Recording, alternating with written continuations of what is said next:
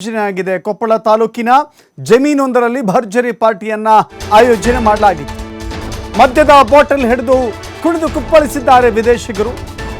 Resort ಮಾಲೀಕರು party ಆಯೋಜನೆ ಮಾಡಿದ್ದಾರೆ. ಈ ಬಗ್ಗೆ ಶಂಕೆ ವ್ಯಕ್ತವಾಗಿದೆ.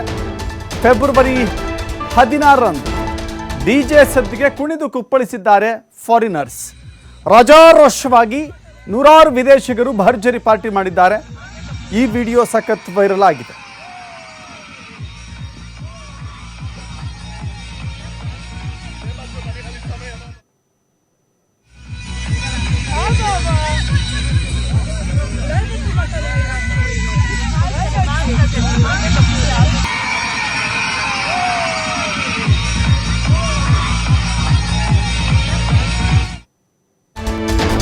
ಅನುಮತಿ ಇಲ್ಲದೇನೆ ರೆಸಾರ್ಟ್ನಲ್ಲಿ ಕಾರ್ಯಕ್ರಮ ಆಯೋಜನೆ ಮಾಡಲಾಗಿದೆ. ಸಾರ್ವಜನಿಕರ ರಸ್ತೆಯಲ್ಲಿ ಅಡ್ಡಾದಿಡ್ಡಿಯಾಗಿ ವಾಹನ ಪಾರ್ಕಿಂಗ್ ಮಾಡಲಾಗಿತ್ತು. ರೆಸಾರ್ಟ್ ಮಾಲೀಕನ ವಿರುದ್ಧ ಎಫ್ಐಆರ್ ದಾಖಲಾಗಿದೆ. ಕೊಪ್ಪಳದ ಹಂಪಿ ಕೆಫೆಯಲ್ಲಿ ನಡೆದಿರುವಂತಹ ಕಾರ್ಯಕ್ರಮ ಇದು. ಪಿಎಸ್ಐ ಸುನಿಲ್ ದೂರಿನ ಆಧಾರದ ಮೇಲೆ ಕೇಸನ್ನು ದಾಖಲಿಸಿಕೊಳ್ಳಲಾಗಿದೆ. ಮುನಿರಾಬಾದ್ ಪೊಲೀಸ್ ಠಾಣೆಯ ಪಿಎಸ್ಐ ಸುನಿಲ್ ಅನುಮತಿ ಪಡೆಯದೇನೆ ಕಾರ್ಯಕ್ರಮ ಆಯೋಜನೆ ಮಾಡಲಾಗಿತ್ತು. ರೆಸಾರ್ಟ್ ಮಾಲೀಕ ಪಿಯೂಷ್ ಪರ್ಮಾರ್ ವಿರುದ್ಧ ಈಗ ದೂರು ದಾಖಲಾಗಿದೆ. ವಿದೇಶಿಗರು ಬರ್ತಾರೆ, ಹಂಪೆಯನ್ನು ನೋಡಬೇಕು ಅಂತ, ಆನೆಗೊಂದಿಯನ್ನು ನೋಡಬೇಕು ಅಂತ, ವಿಶ್ವ ಪ್ರಸಿದ್ಧ ತಾಣಗಳನ್ನು ನೋಡಬೇಕು ಅಂತ ಹೇಳಿ ಬರ್ತಾರೆ. ವಿರುಪಾಪುರ ಗಡ್ಡೆಯಲ್ಲಿ ತಂಗ್ತಾರೆ. ಅನೇಕ ರೆಸಾರ್ಟ್ಗಳಿದ್ದಾವೆ ಪ್ರವಾಸೋದ್ಯಮ ಅಭಿವೃದ್ಧಿಗಾಗಿ. ಪ್ರವಾಸೋದ್ಯಮ ಆರೋಗ್ಯಕರವಾಗಿ ಅಭಿವೃದ್ಧಿಕರವಾಗಿರಬೇಕು. ಬಟ್ ಇಲ್ಲಿ ನಮ್ಮ ನಾಡಿನಲ್ಲಿ, ನಮ್ಮ ನೆಲದಲ್ಲಿ, ಆಂಜನೇಯನ ಭೂಮಿಯಲ್ಲಿ ಈ ರೀತಿ ಅಸಭ್ಯವಾಗಿ ಅರೆಬೆತ್ತಲೆಯಾಗಿ ನೋಡ್ತಾ ಇದ್ದೀರಿ. ಅನೇಕರು ಶರ್ಟ್ಗಳನ್ನೇ ಧರಿಸಿಲ್ಲ, ಅಲ್ಲಿ ಶರ್ಟ್ಗಳನ್ನೇ ಧರಿಸಿಲ್ಲ, ಅರೆಬೆತ್ತಲೆಯಾಗಿ ಕುಣಿದು ಕುಪ್ಪಳಿಸಿದ್ದಾರೆ. ನಮ್ಮ ನೆಲದ ಸಂಸ್ಕೃತಿಗೆ ಅತ್ಯಂತ ವಿರುದ್ಧವಾದಂಥ ನಡೆ ಇದು. ಅರೆಬೆತ್ತಲ ಪಾರ್ಟಿಯನ್ನು ಆಯೋಜನೆ ಮಾಡಿದವರು ಯಾರು? ಅನುಮತಿ ಪಡೀಲಿಲ್ಲ ಯಾಕೆ? ಈ ಎಲ್ಲದರ ಕುರಿತಾಗಿ ಈಗ ತನಿಖೆ ನಡೀತಾ ಇದೆ. ನಾಗರಾಜ್, ಈಗ ಪ್ರಕರಣ ಏನು ದಾಖಲಾಗಿದೆ, ಆಯೋಜಕರು ಯಾವ ಆಧಾರದ ಮೇಲೆ, ಯಾಕಂತ ಹೇಳಿದ್ರೆ ಇಷ್ಟೂ ಜನರನ್ನು ಒಂದೆಡೆಗೆ ಸೇರಿಸಬೇಕು ಅಂತ ಹೇಳಿದ್ರೆ ಅವನಿಗೆ ಅವನದ್ದೇ ಆದ ಒಂದು ದೊಡ್ಡ ನೆಟ್ವರ್ಕ್ ಇರಬೇಕಾಗತ್ತೆ.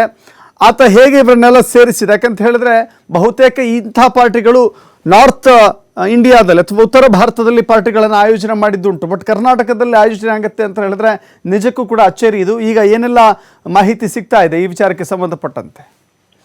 ದಶರಥ್, ಏನಂದ್ರೆ ಏನು ಕೊಪ್ಪಳ ಜಿಲ್ಲೆಯಲ್ಲಿ ಸಣಾಪುರದಲ್ಲಿ ಕಳೆದ ಒಂದು ವರ್ಷದ ಹಿಂದೆ ಒಂದು ಅವಘಡ ಆಗಿತ್ತು. ಏನಂತ ಸ್ವತಃ ವಿದೇಶಿ ಮಹಿಳೆ ಸೇರಿದಂತೆ ಅಲ್ಲಿನ ಹೋಮ್ ಸ್ಟೇ ಮಾಲೀಕ ಮೇಲೆ ಅತ್ಯಾಚಾರ ಆಗಿತ್ತು. ಇದೇ 16 ತಾರೀಕಂದು ಏನು ಗಂಗಾವತಿ ನ್ಯಾಯಾಲಯ ಏನು 3 ಆರೋಪಿಗಳಿಗೆ ಅಪರಾಧಿಗಳು ಅಂತೇಳಿ ಮರಣದಂಡನೆ ಶಿಕ್ಷೆ ನೀಡಿತ್ತು.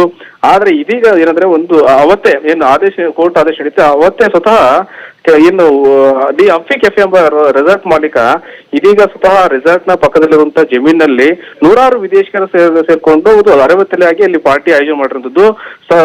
ಏನು ಸಂಪೂರ್ಣವಾಗಿ ಯಾವುದೇ ರೀತಿಯಿಂದ ಪರವಾನಗಿ, ಜಿಲ್ಲಾಡಳಿತ ಇರಬಹುದು ಮತ್ತು ಪೊಲೀಸ್ ಇಲಾಖೆಯಿಂದ ಪರವಾನಗಿ ಪಡೆದೆ ಮತ್ತು ಅನುಮತಿ ಪಡೆದೆ ಆ ರೆಸಾರ್ಟ್ ಮಾಲೀಕ ಒಂದು ಮೋಜು ಮಸ್ತಿಯ ರೂಪದಲ್ಲಿ ಒಂದು ಪಾರ್ಟಿಯನ್ನು ಆಯೋಜನೆ ಮಾಡಿದರೆ ಇದೀಗ ಆ ವಿಡಿಯೋ ಕೂಡ ವೈರಲ್ ಆಗಿರುವಂತದ್ದು. ಸ್ವತಃ ಏನಂದ್ರೆ ಫೆಬ್ರವರಿ 16 ತಾರೀಕು ಗಂಗಾವತಿ ನ್ಯಾಯಾಲಯ ಈತ ಕಡೆ ಆ ವಿದೇಶಿ ಮಹಿಳೆ ಮೇಲೆ ಅತ್ಯಾಚಾರ ಆಗಿತ್ತು, ಆ ಕಡೆ ತೀರ್ಪು ನೀಡುತ್ತೆ, ದೊಡ್ಡದಾದ ಐತಿಹಾಸಿಕ ತೀರ್ಪು ನೀಡುತ್ತೆ. ಇನ್ನೊಂದು ಕಡೆ ಏನಂದ್ರೆ ಸ್ವತಃ ಆ ವಿದೇಶಿಗರು ಇದೀಗ ಅವತ್ತೇ ಏನಂದ್ರೆ ವಿದೇಶಿಗರು ಮೋಜು ಮಸ್ತಿ ಮಾಡೋ ಮೂಲಕ ಪಾರ್ಟಿಯನ್ನ ಮಾಡಿರುವಂತದ್ದು. ಈ ವಿಡಿಯೋ ವೈರಲ್ ಆಗ್ತಿದ್ದಂತೆ ಎಚ್ಚೆತ್ಕೊಂಡಂತ ಸ್ವತಃ SP ಅವರು ಈಗ ಪ್ರಕರಣ ದಾಖಲಿಸುವಂತದ್ದು. ಅಂದ್ರೆ ದಿ ಹಂಪಿ ಕೆಫೆಯ ಮಾಲೀಕನ ವಿರುದ್ಧ ಪ್ರಕರಣ ದಾಖಲು ಮಾಡುತ್ತಿತ್ತು. ಇನ್ನೊಂದು ಏನು ಗಮನಾರ್ಹ ವಿಷಯ ಏನಂತಂದ್ರೆ ಸ್ವತಃ ಏನು ಮುನಿರಾಬಾದ್ ಪೊಲೀಸ್ ಠಾಣೆಯ PSI ಸುನೀಲ್ ಅವರ ಪ್ರತಿಯೊಂದು ಯಾವ್ದೋ ಸಣ್ಣ ಘಟನೆ ಆದ್ರೆ ಸಾಕು ಪೊಲೀಸ್ ಇಲಾಖೆ ಮಾಹಿತಿ ಹೋಗುತ್ತೆ. ಆದ್ರೆ ಫೆಬ್ರವರಿ 16 ತಾರೀಕು ಇಷ್ಟು ದೊಡ್ಡ ಮಟ್ಟದಲ್ಲಿ ಒಂದು ಪಾರ್ಟಿ ಆಯೋಜನೆ ಆಗುತ್ತೆ. ಅರೆಬೆತ್ತಲಾಗಿ ವಿದೇಶಿಗರು ಕುಣಿತಾರೆ ಮತ್ತು ಆ ಬೀರ್ ಬಾಟಲ್ ಕೈ ಹಿಡ್ಕೊಂಡು ಕುಣಿದು ಕುಪ್ಪಳಿಸ್ತಾರೆ. ಇಷ್ಟೆಲ್ಲ ಆದ್ರೂ ಕೂಡ ಯಾಕೆ ಪೊಲೀಸ್ ಇಲಾಖೆ ಗಮನಕ್ಕೆ ಬಂದಿದ್ದಿಲ್ವಾ ಎನ್ನುವಂತ ಅನುಮಾನ ಕಾಡ್ತಾ ಇದೆ. ಇದೀಗ ಒಂದು ಮಾಹಿತಿ ಪ್ರಕಾರ ರೆಸಾರ್ಟ್ ನ ಮಾಲೀಕರು ಮತ್ತು ಮುನಿರಾಬಾದ್ PS ಇದೆ ಅವರ ಜೊತೆ ಒಂದು ಒಪ್ಪಂದ ಆಗಿ ಯಾರಿಗೂ ಗೊತ್ತಾಗದ ರೀತಿಯಿಂದ ಈ ರೀತಿ ಪಾರ್ಟಿಯನ್ನು ಆಯೋಜನೆ ಮಾಡಿದ್ರೆ ಮತ್ತು ಈ ಜೊತೆಗೆ ಅಂದ್ರೆ ಈ ರೆಸಾರ್ಟ್ ಮಾಲೀಕನ ಜೊತೆ ಪೊಲೀಸ್ ಇಲಾಖೆ ಕೆಲವೊಂದಿಷ್ಟು ಅಧಿಕಾರಿಗಳು, ಸಿಬ್ಬಂದಿಗಳು ಸಾಥ್ ನೀಡಿದ್ದಾರೆ ಒಂದು ಆರೋಪ ಕೇಳಿ ಬಂದಿರುತ್ತದೆ. ಒಟ್ಟಾರೆ ಇದೀಗ ದಿ ಹಂಪಿ ಕೆಫೆಯ ಮಾಲೀಕನ ವಿರುದ್ಧ ಪ್ರಕರಣ ದಾಖಲಿಸುವಂತ ಕೆಲಸ ಆಗಿರುತ್ತದೆ. ದಶರಥ್, ಮಾಹಿತಿಗೆ